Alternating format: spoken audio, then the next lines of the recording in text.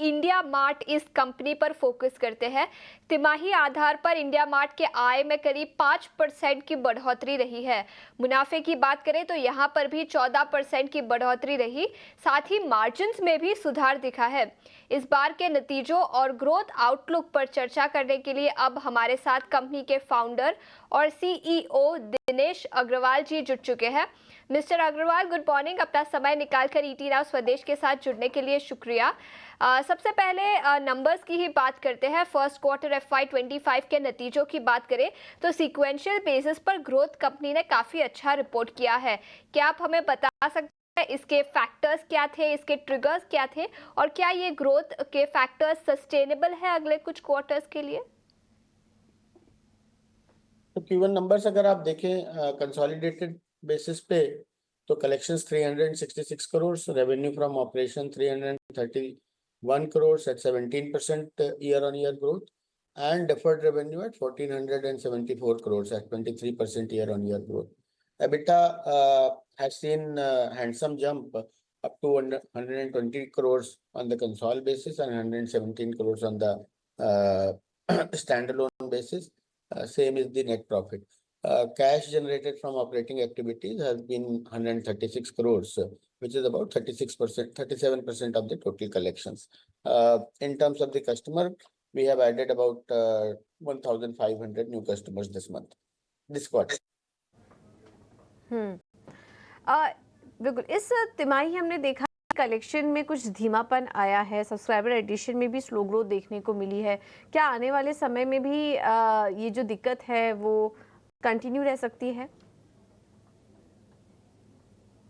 हाँ, तो हम लोग काफी दिनों से फोकस कर रहे हैं प्रॉफिटेबल ग्रोथ की तरफ बढ़ने की। जैसा कि आप देख रहे थे, FY23 में हमने करीब 30-35 हजार कस्टमर ऐड किए थे, और जिसकी वजह से हमारा मार्जिन स्ट्रक्चर थोड़ा हिला था, और हम करीब 24, 25, 26% मार्जिन स्ट्रक्चर पे आ गए थे। पिछले 3 क्वार्टर से हमने उसमें बदलाव लाया है, और हमने कोशिश की है कि जहाँ पे जिन एरियाज में या जिन इंडस्ट्रीज में हमारा कस्टमर रिटेंशन बेहतर था, हम उस एरियाज पे ज़्यादा काम करें, और जिन एरियाज में कम था उस पे कम काम करें। तो जिसकी वजह से कस्टमर नेट एडिशन कम हुआ है, लेकिन हमारा मार्जिन इम्प्रूवमेंट काफ़ी हुआ है। तो अगर आप देखें तो पिछले 3 क्वार्टर में करीब 28% से मार्जिन बढ़कर जो अभी 36% दिख रहा है, लेकिन रहने को ये 33-34% तक रहने की उम्मीद है, क्योंकि काफ़ी सारी न्यू ज्वाइनिंग जो होती हैं वो अभी जून एंड और जुलाई में हुई हैं, जिसका कि पूरा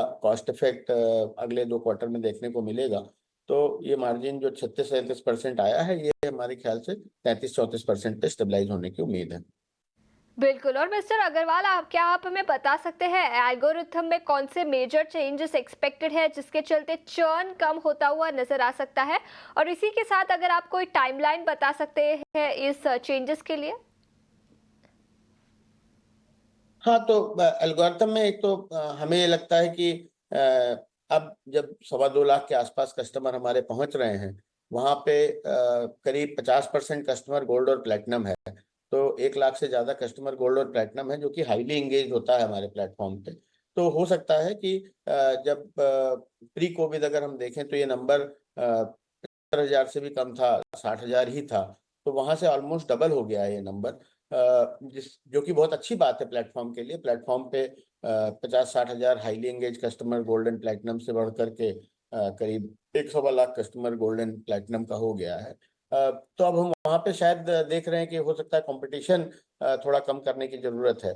तो हम जहाँ एक बायर को करीब 5 सप्लायर से जोड़ते थे, 6 सप्लायर से जोड़ते थे, अब हम कोशिश करके 4 और 5 सप्लायर तक सीमित रखेंगे। उसके अलावा कोशिश ये भी जारी है कि ज़्यादा से ज़्यादा लोगों को हाइपर लोकल बायर से इंट्रोड्यूस किया जाए, ज़्यादा से ज़्यादा रेलेवेंट बाइंग की बायर सेलर की मैच मेकिंग हो सके।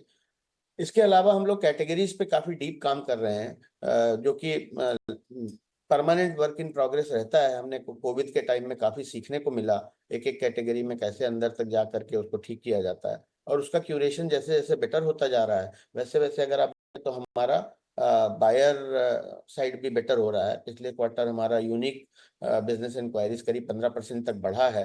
तो इस टाइप के मल्टीपल चेंजेस हम प्रोडक्ट्स में कर रहे हैं, और उसके अलावा हम कॉल्स पे डिपेंडेंसी कम करके ज़्यादा से ज़्यादा कोशिश करके चैटबॉट और एआई का इस्तेमाल करने की कोशिश कर रहे हैं। तो ये सारे के सारे जो इनिशिएटिव हैं अगले 2-3 क्वार्टर में अच्छे रिजल्ट देने चाहिए। FY25 के लिए क्या प्लानिंग है आपकी? किस तरह के नए प्रोडक्ट के लिए पाइपलाइन दिखाई दे रही है और क्या कुछ अधिग्रहण की भी योजना है आपकी? तो जो हमने पिछले क्वार्टर में एक 10% का माइनॉरिटी इन्वेस्टमेंट किया है, वो किया है आईडी5 में, जो कि एक केवाईसी के ऊपर डिजिटल केवाईसी में बहुत बड़ा रोल है उनका। मर्चेंट ऑनबोर्डिंग में वो हमारी हेल्प करेंगे और बायर फ्रॉड डिटेक्शन में भी हमारी हेल्प करेंगे। उसके अलावा आप देखें कि हमारा कीपिंग में करीब 51% स्टेक था, जिसको हमने बढ़ा करके 66% किया है, इन लाइन विद जो हमारा ओरिजिनल थॉट प्रोसेस था कि धीरे धीरे हम ये कंपनी को एक्वायर करेंगे। और उसका प्रोडक्ट लॉन्च भी काफ़ी अच्छा रहा और प्रोडक्ट में अच्छा ट्रैक्शन है। बिजी में भी अगर आप देखें तो हमने मोबाइल ऐप लॉन्च किया है और मोबाइल ऐप का अच्छा रिसेप्शन है मार्केट में। मिस्टर अग्रवाल, बहुत बहुत शुक्रिया अपना समय निकालकर ईटी राव स्वदेश के साथ जुड़ने के लिए। तो नज़रिया काफ़ी पॉजिटिव है। इंडिया मार्ट के मैनेजमेंट के साथ हमने खास बातचीत की।